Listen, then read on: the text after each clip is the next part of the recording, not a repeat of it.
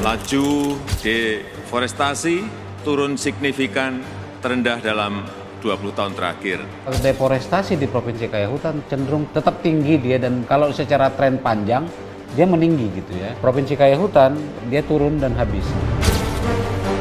Dia kemudian mengklaim angka tren deforestasi itu menurun. Tapi yang menjadi pertanyaan bagi kami, apa effort yang dilakukan oleh pemerintah untuk menghentikan deforestasi? Ketika melepaskan kawasan hutan untuk kepentingan non-kehutanan, artinya adalah merencanakan deforestasi, dan sialnya adalah itu tidak semata pada untuk konsesi-konsesi tertentu. Hutan di tanah Papua tidak lagi seperti dahulu.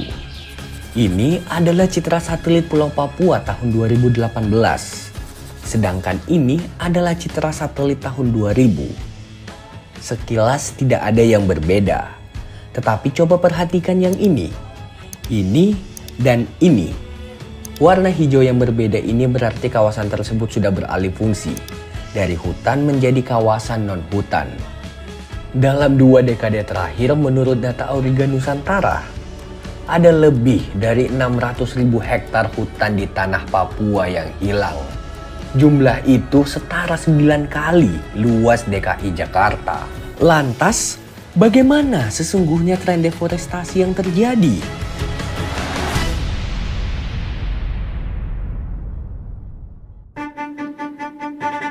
Di konferensi iklim tahunan yang diadakan PBB, Indonesia berkomitmen mengendalikan climate change. Caranya dengan mengurangi emisi karbon. Salah satu usaha menurunkan emisi karbon ini melalui pengurangan deforestasi di bawah komando Kementerian Lingkungan Hidup dan Kehutanan. Soal deforestasi, beberapa kali Indonesia dapat sorotan karena berhasil menekan laju deforestasi. Di tahun 2020 misalnya, Indonesia terima dana dari Norwegia. Di COP26, Presiden Jokowi juga bilang deforestasi Indonesia terendah selama 20 tahun terakhir. Di COP27, Indonesia dapat pujian dari internasional. Rasanya komitmen Indonesia ini nggak main-main ya. Sebagai gambaran, ini adalah grafik deforestasi versi KLHK. Saat KTT COP26 di Glasgow, data ini digunakan Presiden Jokowi untuk mengklaim penurunan angka deforestasi. Di data tersebut, pemerintah menggunakan istilah deforestasi neto dan deforestasi bruto. Angka deforestasi periode tahun 2011 sampai 2020 merupakan hasil perhitungan deforestasi neto. Sedangkan perhitungan pada periode sebelum tahun 2011 masih menggunakan deforestasi bruto. Cara menghitung angka deforestasi neto seperti ini. Angka deforestasi bruto dikurangi angka reforestasi. Sebagai contoh, perhitungan deforestasi neto di tahun 2019 dan 2020. Deforestasi bruto sebesar 119,1 ribu hektar. Dikurangi dengan reforestasi sebesar 3,6 ribu hektar. Hasilnya, luas deforestasi sekitar 115,5 ribu hektar. Penghitungan deforestasi yang digunakan pemerintah ini dianggap bermasalah. Angka deforestasi net dinilai mengecilkan angka deforestasi bruto, deforestasi yang sesungguhnya terjadi. Makanya, enggak semua sepakat dengan data milik KLHK. Kami coba membandingkan data deforestasi dari berbagai sumber lain. Dari Global Forest Watch dan Auriga. Hasilnya, angka deforestasi memang berbeda jauh. Pada data Global Forest Watch, mereka menghitung keseluruhan tutupan pohon, baik yang terdapat pada hutan maupun perkebunan. Sedangkan data dari Auriga juga diperoleh dari Global Forest Watch. Tetapi juga turut dibandingkan dengan peta tutupan hutan milik KLHK. Sehingga data dari Auriga hanya berfokus pada pengurangan tutupan pohon yang terjadi di area hutan. Sederhananya seperti ini. Jackie punya 10 donat, 5 donat coklat dan 5 donat keju. Tapi Jackie kehilangan 1 donat coklat dan 1 donat keju miliknya. Global Forest Watch akan tetap menghitung ada 2 donat milik Jackie yang hilang terlepas dari rasanya. Tapi Auriga hanya menghitung satu saja, karena donat satunya berbeda rasa. Definisi terhadap kawasan hutan, definisi itu akan mempengaruhi perhitungan deforestasi. Kalau pemerintah menggunakan definisi hutan alam, itu berbeda dengan menggunakan kelas tutupan kelas tutupan hutan berdasarkan University of Maryland misalnya. Nah, ini yang kemudian sering mengakibatkan perbedaan-perbedaan data karena perbedaan metodologi, perbedaan definisi, sehingga angka-angkanya pasti akan berbeda gitu. Perbedaan metodologi dan definisi jadi salah satu penyebabnya, meski sumber-sumber tersebut menggunakan citra satelit yang sama. Ini juga yang jadi alasan kenapa nggak semuanya setuju dengan klaim penurunan deforestasi yang disampaikan Presiden Jokowi. Persoalan lain, memahami data deforestasi menjadi semakin sulit, karena data yang berbeda ini dipaksakan menjadi narasi tunggal saja. Bahwa data A lebih memiliki dasar keilmiahan yang sangat kuat dengan akurasi yang tinggi dibanding data B, ataupun sebaliknya. Padahal, selama data ini punya proses yang transparan dan bisa diuji, tidak semestinya data ini ditandingkan. Yang semestinya diingat adalah banyaknya varian sumber yang bisa digunakan. Mau tidak mau, membuat data deforestasi ini memang menjadi beragam. Dan data yang beragam ini merupakan cara untuk mendekati problem deforestasi itu sendiri. Jadi sebenarnya deforestasi kita nggak berbeda menurut saya. Yang menjadi soal adalah menjadi berbeda ketika pemerintah memperkenalkan istilah deforestasi neto, deforestasi bruto. Menurut saya akan cenderung tidak mau memakai istilah deforestasi neto dan deforestasi bruto. Deforestasi ya deforestasi, titik. Jadi klaim itu menurut saya terburu-buru kalau menurut saya gitu ya. Karena ya lagi-lagi benar gitu, tapi apakah itu karena kinerja? Indonesia sendiri memiliki dokumen rencana Operasional Indonesia's Follow Net Sink 2030. Dokumen tersebut mencatat Indonesia masih punya jatah deforestasi sebesar 6,8 juta hektar. Berangkat dari dokumen ini maka lahir sebuah istilah, deforestasi terencana. Istilah ini merujuk pada perubahan fungsi hutan menjadi bukan hutan yang bertujuan untuk pembangunan ekonomi. Deforestasi terencana itu ketika melepaskan kawasan hutan untuk kepentingan non-kehutanan. Artinya adalah merencanakan deforestasi, dan sialnya adalah itu tidak semata pada untuk konsesi-konsesi tertentu. Deforestasi dalam konsesi, karena memang konsesi-konsesi ini justru memang udah dibolehkan. Jadi by legal dia boleh mendeforestasi by legal. Di dokumen Kementerian LHK, istilah deforestasi terencana ini juga muncul. Kalau kata Kementerian LHK, deforestasi terencana yakni konversi secara sah hutan alam menjadi bukan hutan.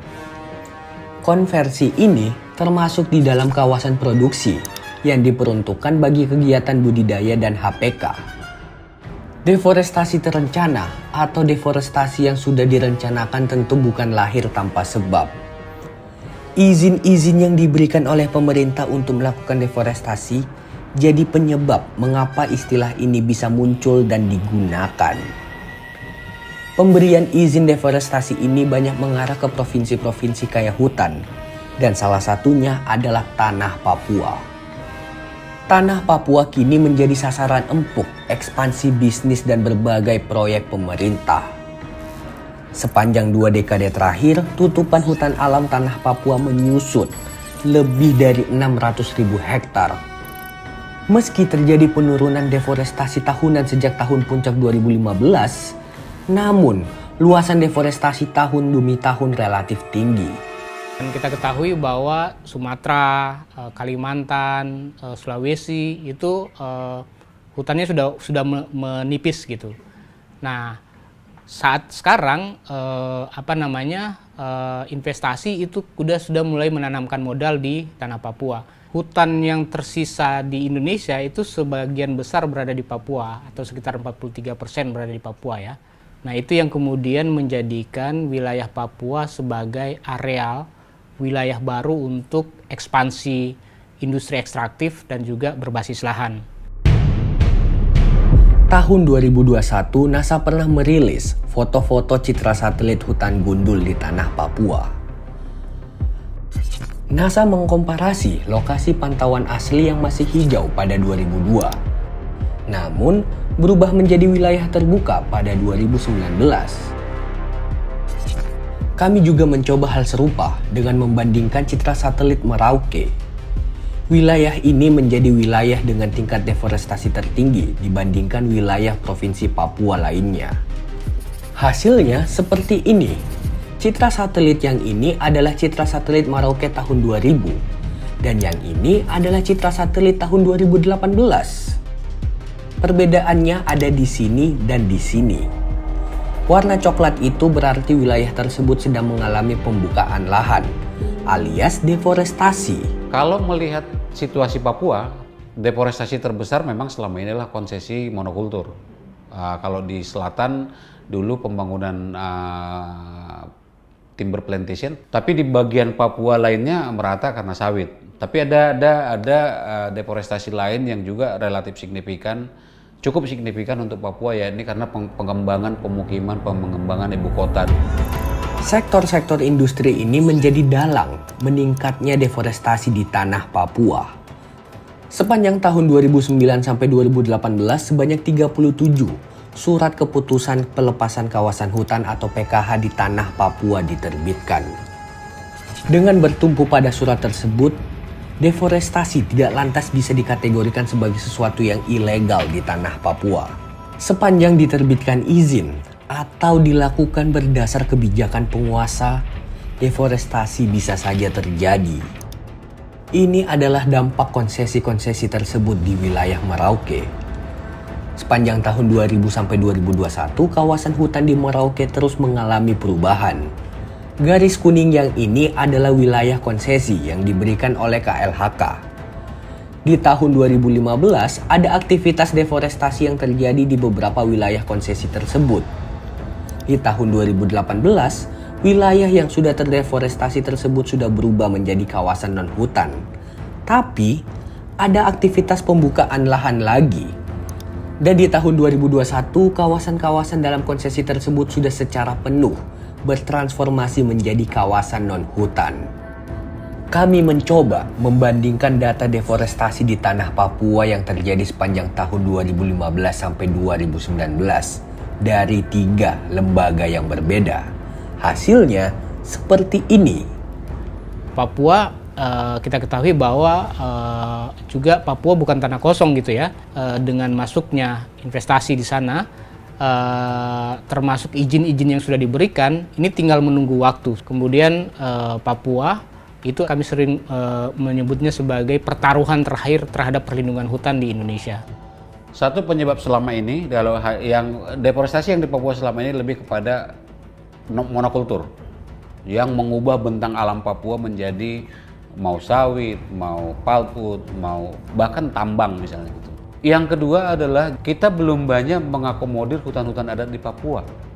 Artinya adalah hutan adat di Papua ini harusnya kita harus akui dulu nih mana saja sehingga kemudian perencanaannya lebih melalui proses negosiasi yang fair dengan masyarakat lokal di sana. Riset yang kami temukan itu terjadi manipulasi terhadap representatif masyarakat adat, termasuk proses-proses peralihan tanah-tanah mereka kepada perusahaan. Dalam aspek budaya lagi-lagi sebenarnya karena memang ya Papua ini kan akses terhadap informasinya masih lemah gitu ya. Ini yang kemudian dimanipulasi, sangat mudah sekali dimanipulasi oleh investasi termasuk elit politik.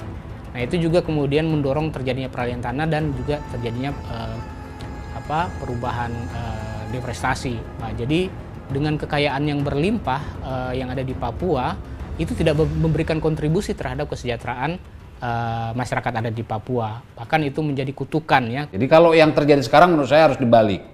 Harus dibalik, perencanaan berbasis lapangan, berbasis masyarakat asli Papua, baru masuk kemudian investasi-investasi lain. Jadi jangan investasi yang masukin, karena nanti membuat orang Papuanya jadi ketinggalan, makin ketinggalan. Kita akrab dengan slogan Papua tanah yang kaya. Tidak seperti provinsi lainnya yang terkena dampak aktivitas perkebunan, pembalakan, dan industri pertambangan batu bara. Hutan alami masih banyak melingkupi tanah Papua.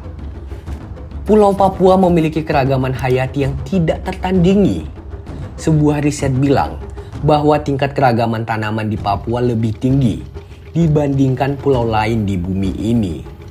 Selain itu, tanah Papua juga merupakan rumah bagi lebih dari 250 kelompok etnis. Sebagian besar kelompok etnis terorganisir dalam marga yang memiliki sejarah dan koneksi spiritual yang mendalam dengan lahan, tanaman, dan hewan di kehidupannya. Bagi mereka, lahan menjadi bagian dari identitas. Demikian juga dalam penyediaan makanan dan kebutuhan dasar lainnya. Pesatnya perkembangan industri sumber daya alam dan kuatnya arus migrasi telah mengubah wajah tanah Papua.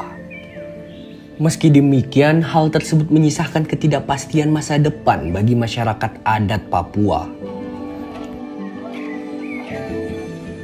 Tanah Papua berada dalam persimpangan. Pada satu sisi ada harapan membayangkan konservasi wilayah hutan berjalan beriringan dengan pendekatan pembangunan yang memberdayakan masyarakat adat dan pengakuan hak setiap komunitas untuk menentukan nasibnya sendiri.